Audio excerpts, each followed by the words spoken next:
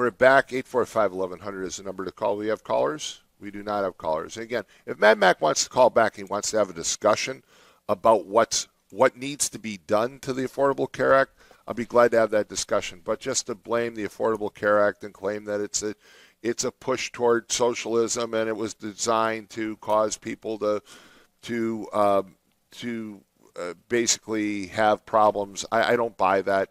I've read the Affordable Care Act from one end to the other. Mac, you haven't. I guarantee you haven't read it as closely as I have, and all the claims that you're bringing up is basically not based on fact. It's based on conjecture. And so I want people to know what the problems are and how it could be fixed. And I think that'd be a great discussion. And you're an intelligent guy. So if you want to call back and have that discussion, I'm gladly have it. But to claim that it was deliberately designed to be the fiasco that it is, I don't believe it was. I actually believe that there was some good intent in it. I think that there were a lot of things thrown out when it was first debated, where there were people pushing for socialized medicine. That's true, but Obamacare was not really the push. What you're doing is you're trying to combine the comments that Hillary Clinton made and what Hillary Clinton was trying to push for when her husband was president. You're trying to combine that with Obamacare, and there are some major differences. So 845-1100 is the number to call. If you're a member of Congress, what do you do tonight to vote? The Democrats are basically tightening the screws on members of Congress, including on Frank Mervan, saying that the Democrats will not vote to reopen government. And not voting to reopen government is quite a predicament to be in, because you're saying basically that you want people to continue to suffer. You want people to not get their SNAP benefits. You want people to continue to not get paychecks for doing their job. You want to continue the mayhem and the problems that exist with air travel right now. I think it's very hard to vote against reopening government, but that's my own opinion. So 845-1100, it looks like we've got some callers. Good morning, you're on the air. All right, we'll try it one more time. Sure, go ahead. Simple question to you. Did they say if you wanted to keep your doctor, you could keep your doctor? Absolutely, and that was a big mistake. Absolutely. No, it wasn't a mistake. It was a lie. They admitted later they lied about that. Rahm Emanuel's brother designed this thing. He said, we simply need to convince people this will work. We know it won't work. He said they've admitted that, Tom. He's admitted that, and you know that, and I know that. Again, the issues with Obamacare, debating what happened in 2009 doesn't really get us too far, does it? Okay. You're kidding, right? I think it's at this point. I don't think there are too many people that really believe that Obamacare or the Affordable Care Act would completely go away. All right, let's just let me throw this out. Hey, tell you what, Mike, let's get rid of it. Let's get rid of it for a minute, okay? Let's take your approach. We're going to get rid of it completely. What are you going to replace it with? And don't tell me the free market system, because the free market system will not work with healthcare anymore, because healthcare insurance companies basically have merged and consolidated, and there are only three or four big players left. So you can't say, well, we're just going to go and take all the controls off. You know what? Pre-existing conditions, we're going to take that control off, and we're going to take the control off of the free annual physical, and we're going to take off all the controls that exist. The insurance for young adults until they're 25, staying on their parents' insurance. We're going to take all those controls off. Then what do you do? Why did they put all of those things into Obamacare? It was to make everybody dependent on a government-subsidized system, Mike, to get you in. Because like any government program, once they start it and can get people in, it'll never, ever leave. Okay. They told you they would reduce the cost. They were never going to reduce the cost. The insurance companies were literally printing money from the day Obamacare went in. That I agree with you on. I totally agree with you. It's benefited them. So if that actually happened then, if all of a sudden Obamacare goes in and it's to help the public, why is it the price went up immediately, but the government stepped in to subsidize it? Because the plan was to get government to control all of health care. It was not to deliver health care to the public. It was to get the government to take over the entire industry, to redistribute income from those who put into the pile to give to those who don't. Right now, if you make a $590,000, you can get a government subsidy, and they don't even check. How is that possible, Tom? Mac, I'm not disagreeing with you on many of the points that you're making. My point is that you have to replace it with something else. You can't simply say we're just going to let the free market handle it and we're going to pull off all controls and all restrictions. Can you? Do you really believe that? Well, the way it's working right now, nobody's getting. All I hear is that Obamacare is going to be the greatest thing since sliced bread. And since the thing started, everybody's complaining about their health insurance going up. Mine went from like $850 for a family plan. I was paying just shy of $4,000 a month in cash. It changed in a blink of an eye because my insurance got pulled away from me. So that Mr. Obama told me I could keep if I wanted. All right. So here's my point. My point is, let's talk about what needs to be fixed and how you fix it. Okay? The fact that it's broken has been well established, and you've done a really good job of articulating the fact that it's broken. So have others. My point is, what do you do to fix it? What do you do to fix it right now? Whether you like it or not, it's had a huge impact on health insurance, right? It's basically caused companies to consolidate. For the better or for the worse? Well, in many parts for the worse. I agree with you, and I said that on Friday. It's caused a lot of problems for a lot of people, and you're absolutely right. And who else are we paying for? The cost has increased exponentially for families. All right? So when you said it went up to $4,000, that doesn't shock me because I know what those numbers are, and I agree with you. It's caused health insurance to become way too expensive for individuals and way too expensive for companies that provide those benefits to their employees. It's extremely expensive. So how do we fix it? That's my point. You can't get rid of, you simply can't say we're just going to totally repeal the Affordable Care Act because there are provisions that you need to keep. All right? You have loved ones and I have loved ones that have pre-existing conditions. You can't get rid of the pre-existing condition provision. You'd have to keep that, correct? But you didn't need to do that by trying to attempt to take over the entire industry, which is what they're continually trying to do. That's why the Democrats don't want to open government. They want to keep it shut until we continue to pour trillions into this system.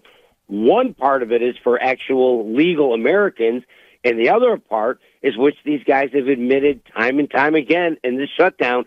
We want health care for every illegal in this country. And I'm with you on that. I'm totally with you on that as well. I agree. It should be available to American citizens. I agree.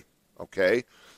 So we've agreed. And yet that's what they're fighting for. Right. That's why what's his name? Hakeem Jeffries, the linguistic artist for the Democrats, Mike, wait a minute. They are not going to agree with it. Wait a second. The Senate has agreed to take up revisions to the Affordable Care Act, right? That was part of the continuing resolution passed by the Senate. Well, they'd agreed to put it up for a vote, we know what's going to happen there. They're going to vote put it up for a vote and to have discussion on meaningful change. That's what Thune said. It's to meaningful change to the Affordable Care Act. So let's talk about the Affordable Care Act for a minute.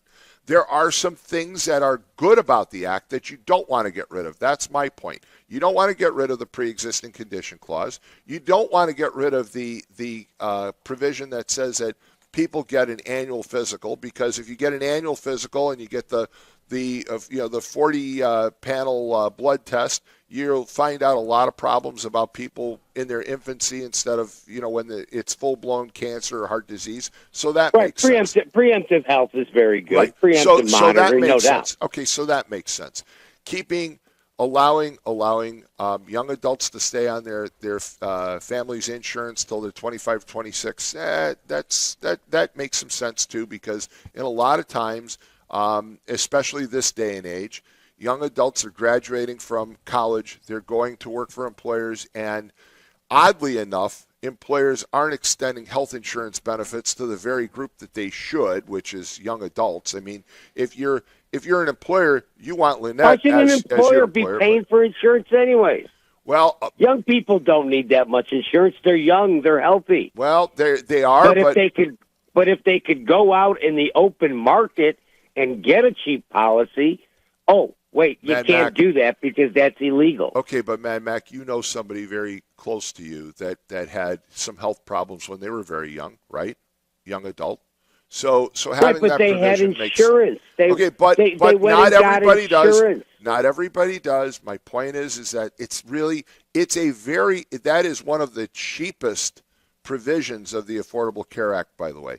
If you go back and you read the Kaiser Family Foundation, which is generally viewed by Democrats and Republicans as a think tank and a source for unbiased information. The Kaiser Family Foundation says that was one of the cheapest provisions of the Affordable Care Act, was to extend those benefits. Why? Because, again, if I'm an employer and I'm going to insure, say, someone like Lynette, she's young, she's healthy, she doesn't have a lot of health insurance costs, so that's an easy one, all right? So those are provisions that I think you need to keep. Now, let's talk about the problems with it, okay? The unfair competition. For example, it does not allow for cross-state competition when it comes to health insurance. Why not? Right, and that's the part I would agree with you that, there's blame in Congress on both sides because they've designed this to put profitability guaranteed into every insurance company by putting up restrictions. Yep. I mean, there's a reason why there's right over on the state line in Lansing, just off of Torrance Avenue, there's a group of condos and apartments over there.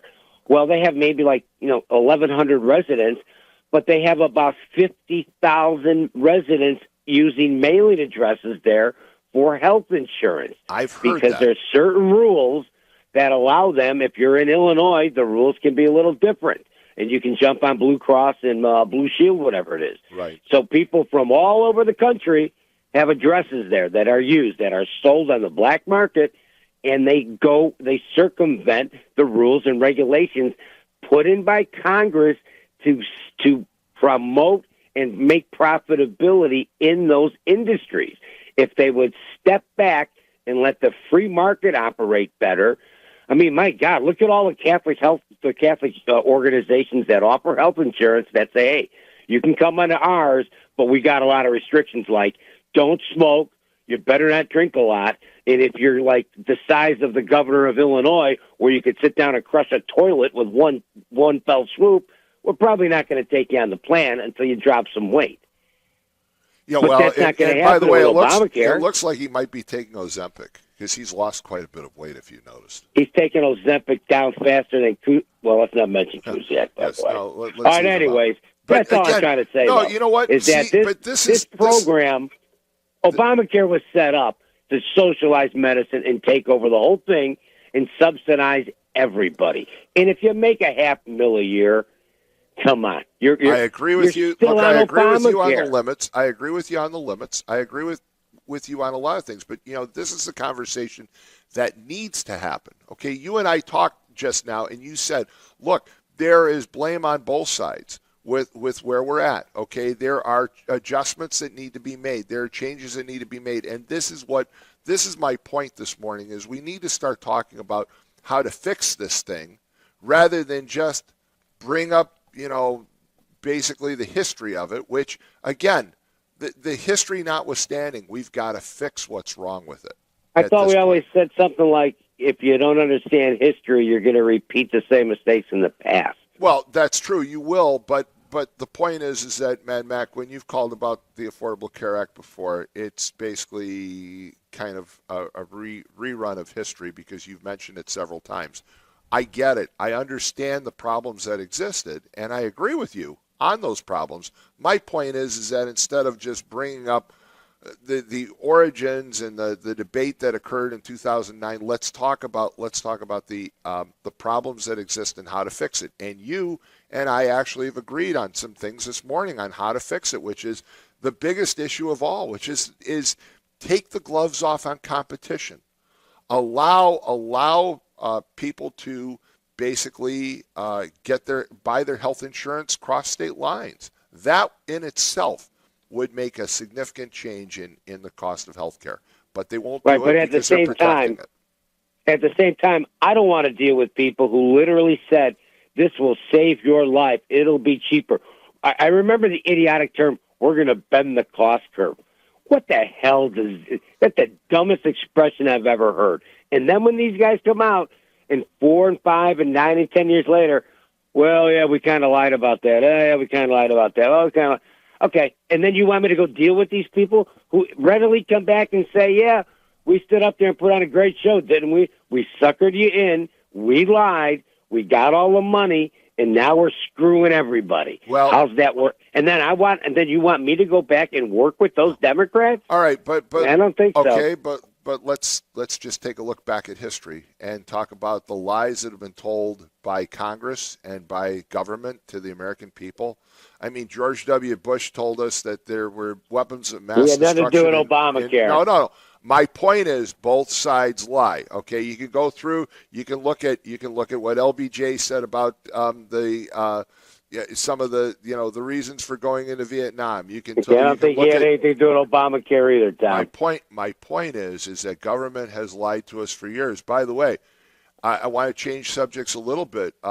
There was a report that came out over the weekend that basically claims that a former member of the Capitol Police is the primary suspect in planning the bombs at the Republican and Democratic headquarters on the eve of January 6th. Are you aware of that report?